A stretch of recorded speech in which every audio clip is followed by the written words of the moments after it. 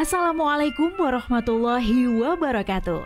Kawan, sebelum Anda memulai aktivitas hari, kita ikuti kajian syarat hikmah Dialog Fajar. Assalamualaikum warahmatullahi wabarakatuh. Alhamdulillah kawan, saya Fitriana Ayu yang kembali menyapa Anda di program Dialog Fajar. Semoga semuanya dalam keadaan sehat dan juga dimudahkan urusan hari ini. Pagi hari ini kita bertemu kembali dengan Ustadz Mim Saiful Hadi dari Pesantren Al-Quran Nurul Falah, Surabaya. Assalamualaikum Ustadz Mim. Waalaikumsalam warahmatullahi wabarakatuh. Alhamdulillah sehat Ustadz. Alhamdulillah sehat, luar biasa, semangat. Allahu Akbar. Allahu Akbar, insya Allah. Semuanya ikut merasakan kebesaran yang tadi diucapkan oleh Ustadz Mim ya. Insya Allah sampai malam pun juga tetap terjaga semangatnya. Apalagi kalau ngomongin ini ya Ustadz ya, pagi-pagi begitu ya Ustadz ya. Niat kita pasti mencari harta yang halal dan juga barokah, doanya begitu ya Ustadz ya. Tapi makin kesini tuh banyak harta yang halal dan juga haram ini kok beda tipis ya Ustadz ya. Gimana Ustadz supaya kita ini selalu bisa ada di track yang halal insya Allah dan barokah tadi Ustadz.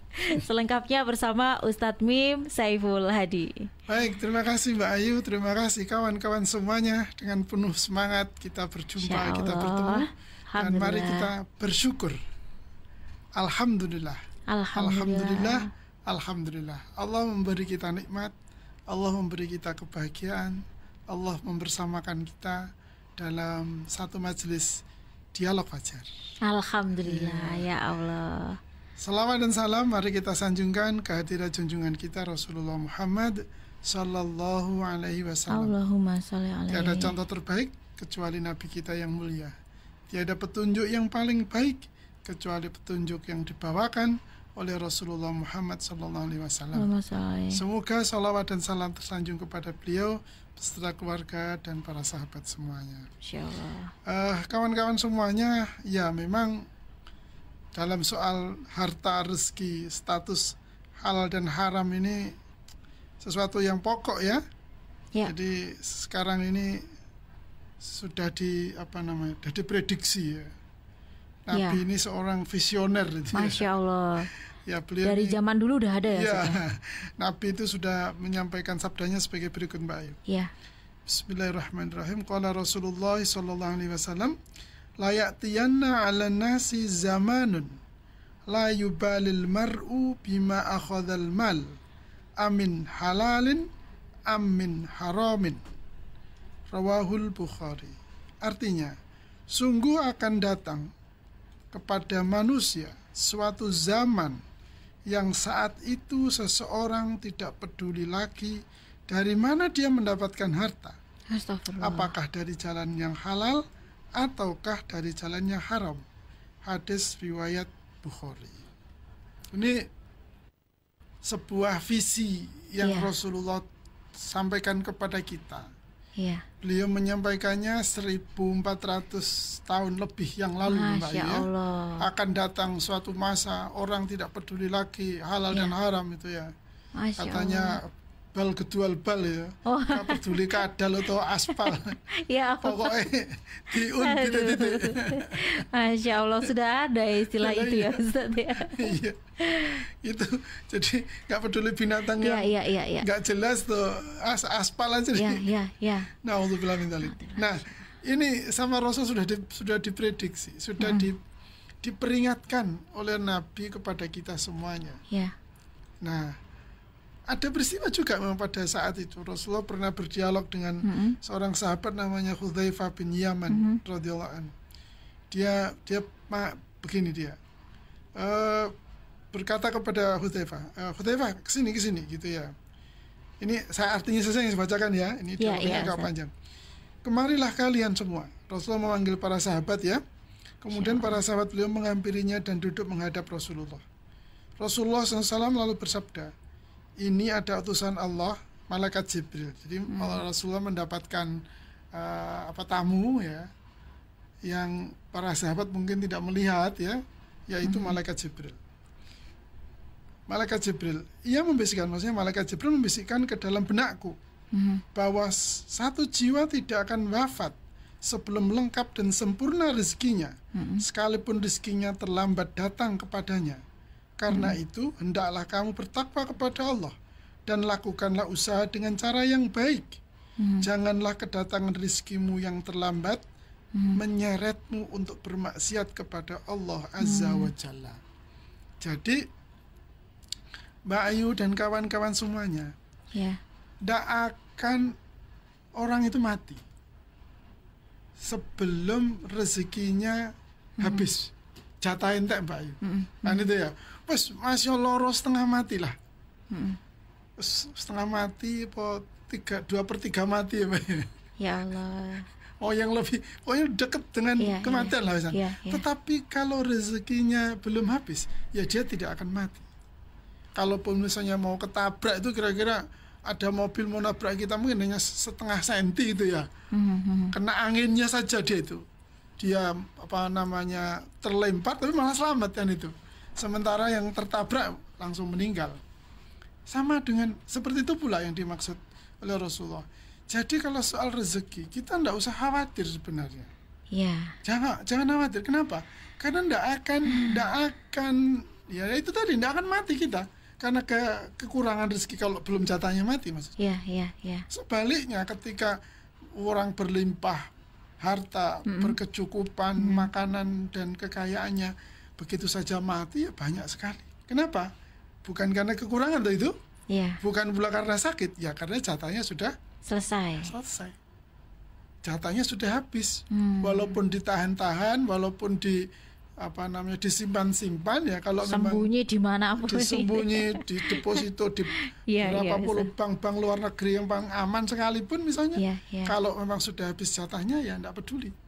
Nah celakanya kan itu Mbak Ye, celakanya ketika kita berpikir bahwa kumpulkan banyak-banyak, disimpan banyak-banyak, tidak peduli lagi ini halal atau haram. Dia berpikir dengan saya menyimpan banyak, saya memiliki banyak, maka saya akan hidup lebih lama lagi. Jatahku bisa lebih banyak, tidak bisa. Itu kalau misalnya orang sudah mengumpulkan banyak sekali, tapi bukan jatahnya dia, ya dia mati. Ditinggalkan untuk orang lain. Celakanya yang ditinggalkan itu justru menjadi rebutan. Astagfirullahaladzim. Kan? Anak-anaknya saling berebut, saling berselisih, naudzubillah sampai saling bunuh, kan begitu. Naudzubillah. Maka harta yang kita tinggalkan, harta yang kita kumpulkan dulu, itu mari kita pastikan harta itu harta yang halal itu ya. Masya Allah. Kenapa? Karena ya seperti prediksinya Rasulullah ini kan terbukti sekarang. Sulit kita sekarang ini harta yang haram dan halal itu menandainya wong duwite padha abange Mbak Ayu. Padha birune kalau merah Ustaz. Kalau hijau apalagi kalau yang abu-abu itu Mbak Ayu. Sing gambar es dicoret itu. Apalagi zaman sekarang udah transfer ya Ustaz ya. Mana transfer kan enggak kelihatan ini. Betul. Uang halal atau haram pokoknya masuk betul. Kan gitu. Coba cek tiba-tiba gitu Ustaz. Seandainya ada alarmnya gitu, kalau halal warnanya merah, masih hijau gitu ya. Kalau haram gitu merah ya. itu, ya Allah. Enak sekali gitu kita bisa menghindar ya. Tetapi tidak bisa. Maka bercampurlah antara harta yang halal dan harta yang haram. Bahkan sampai-sampai orang pun menjadi tidak peduli. Wis pokoknya iso mangan, wis pokoknya iso seneng, wis pokoknya iso lunga, wis pokoknya ndek omah gede. Sudah pokoknya bisa beli mobil mewah kan begitu. Pokoknya bisa jalan-jalan ke Eropa, bisa rekreasi bersama keluarga, tidak peduli uang dari mana gitu. Ini kan sesuatu yang sudah diprediksi oleh Rasulullah agar semua kita waspada. Waspada. Apa kewaspadaan, bentuk kewaspadaannya atau apa usaha kita? Ya sederhana. Ojo tamak wis, ojo rakus wis. Kembali kepada yang kita bahas sebelumnya sudah cukup saja. Cukup saja. Karena apa? Di dalam kecukupan itu Allah akan melimpahkan keberkahan. Di dalam kecukupan itu Allah akan menjaga kita dari segala perkara yang haram. Dan segala perkara yang haram yang kita hindari itu yang akan menyelamatkan hidup kita, istri, suami, dan anak-anak serta keturunan kita. Sudahlah, tidak ada yang bangga nanti. Anak cucu menyebut kakek atau orang tuanya yang pernah tervonis atau divonis melakukan kejahatan. apalagi soal kejahatan korupsi misalnya. Wah. Yang sekarang sudah sangat po carane iki kan gitu. Iya, Semua hampir putus asa kan? Betul, po betul. carane menghilangkan Memutus, korupsi. iya betul. Padahal jelas-jelas haram itu, dan tidak ada yang mau melegalkan atau korupsi tidak melanggar hukum, kan tidak ada. Sekecil apapun nama korupsi itu pokoknya pasti melanggar hukum. Tetapi ironisnya setiap banyak orang ya. Iya. Kalau setiap tidak pasti ya, tetapi banyak orang mau melakukannya gitu ya. Iya, Bahkan tidak dengan jumlah yang sedikit, malah jumlahnya gede-gede kan. Betul. Nah ini kan ironis. Maka antara yang halal dan haram, sebagaimana Nabi sampaikan, wis nyampur gak karu-karuan. Tidak jelas akhirnya mana yang halal, mana yang haram kan itu. Nah, satu-satunya jalan terbaik ya sebaik apapun peraturan tetap kita butuhkan. Tetapi kalau setiap kita tidak menaklukkan sifat tamaknya, nafsu ketamakannya, ya tidak akan bisa. Berapa sih hebatnya manusia membuat aturan tanpa celah, kan pasti akan ketemu celahnya. Secerdas apa sih seseorang itu membangun logika hukum juga akan mudah ditaklukkan oleh orang cerdas yang lain, kan begitu? Kan tidak ada habis-habisnya nanti. Maka kawan-kawan sekalian rahmati oleh Allah, saya ajak ini kawan-kawan dialog Fajar ini, jangan sampai kita termasuk golongan para pencampur harta halal dan haram. Betul. Korupsi jangan. Naudzubillah min dzalik. Ini kalimat saya ini sudah menjadi pengikat loh ya. Iya. Nanti di Yaumil Mahsyar itu kan di absen itu. Masya Allah. Ini satu dulu. Iya. yang tidak melaksanakan. Ngajak, betul.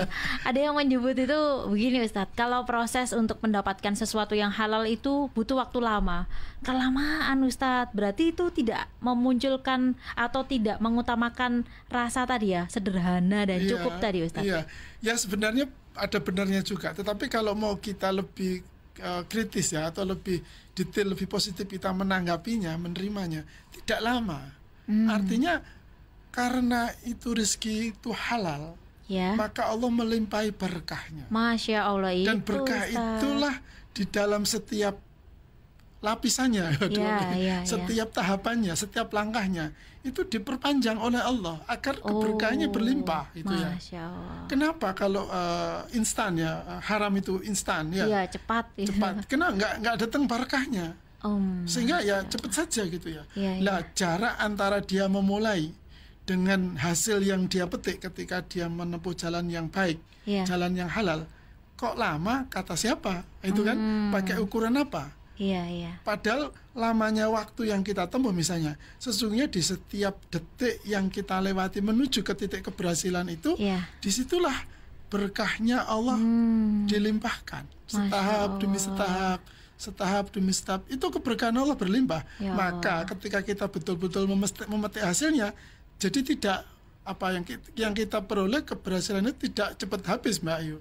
Sehingga uangnya juga tidak cepat akan habis. Sebaliknya kalau yang jalan yang ditempuh itu jalan yang haram, cepat kaya tapi cepat habis ya Ustaz. Cepat habis, bahkan menjadi balak kan? Iya. Menjadi minus kan kalau dihitung sesungguhnya. Iya, betul. Kan menjadi minus itu ya, dapatnya dia misalnya 10M karwane langsung ayo 10 T lah gitu ya. Iya. Tapi kemudian ketahuan itu sesuatu yang haram. Maka terjadilah pembalikan dan itu. Iya, betul. Apa yang terjadi? Keluarganya hancur. Betul. Keturunannya tidak lagi membanggakan dia. Bahkan anak-anaknya mau mendoakan saja itu mikir, ya Allah, bapakku ini, orang tuaku ini ternyata koruptor. Nah kan itu, memintakan doa untuk dimaafkan saja itu berat sekali. Apalagi nanti masuk ke dalam surga misalnya gitu. Jadi jangan punya perasaan, waduh nek apik kok angel ya, nek halal kok suwi ya, wis sing harome ndak gitu ya. Tapi barokah ya Ustaz ya. Artinya setiap tahapan, setiap langkah menuju keberhasilan di jalan sukses, di jalan halal itu keberkahan berlimpah di setiap tahapannya. Sehingga ketika kita sampai kepada kesuksesan itu, kebahagiaan yang kita peroleh, rasa bangga yang kita bisa tunjukkan kepada siapapun. Nah, semoga kita semua ahli halal. Amin, amin, amin ya rabbal alamin. Termasuk yang sekarang ini sedang berusaha, kadang itu kan katanya roda ya Ustaz ya, ada di bawah, di atas. Nah, yang lagi ada di bawah ini juga segera di atas, yang di atas pun juga semoga selalu stabil, bisa mengangkat yang di bawah gitu ya Ustaz ya. Tapi jangan-jangan yang di bawah itu juga sedang dikasih oleh Allah. Oh iya, betul, sedang dikasih oleh Allah. Sekarang ini kalau tak kasih banyak, dia nanti tidak bersyukur itu ya. Tidak beribadah sabar ya. Tidak dekat sama aku, tidak nyebut-nyebut nama ya Allah, berarti apapun kondisinya itu selalu bersyukur ya Ustaz ya. Harus bersyukur dan berusaha keras ya. Berjuang ya. Seperti waktu ini juga rasanya harus dicukupkan dulu ya Ustaz ya. Sebenarnya menarik ya Ustaz untuk kita bahas. Tapi insya Allah sudah dapat intinya dan semoga bermanfaat kawan. Amin, terima kasih juga untuk Ustadz Mim. Sekarang kita tutup dengan doa kafaratul majelis. Subhanakallahumma wa bihamdika nasyhadu alla ilaha illa anta nastaghfiruka wa natubu ilaik. Demikian Dialog Fajar pagi hari ini. Saya Fitriana Ayu dan juga Ustadz Mim Saiful Hadi pamit. Wassalamualaikum warahmatullahi wabarakatuh. Waalaikumsalam warahmatullahi wabarakatuh. Program Dialog Fajar yang baru Anda simak kerjasama Suara Surabaya dan Pesantren Al-Quran Nurul Falah Surabaya, lembaga dakwah yang amanah, profesional, dan berbasis Al-Quran. Pesantren Nurul Falah mencetak guru-guru Al-Quran dengan metode tilawati dan tahfidz Al-Quran. Informasi dan pemberian donasi hubungi 031 828 1278 atau nurulfalah.org. Wassalamualaikum warahmatullahi wabarakatuh.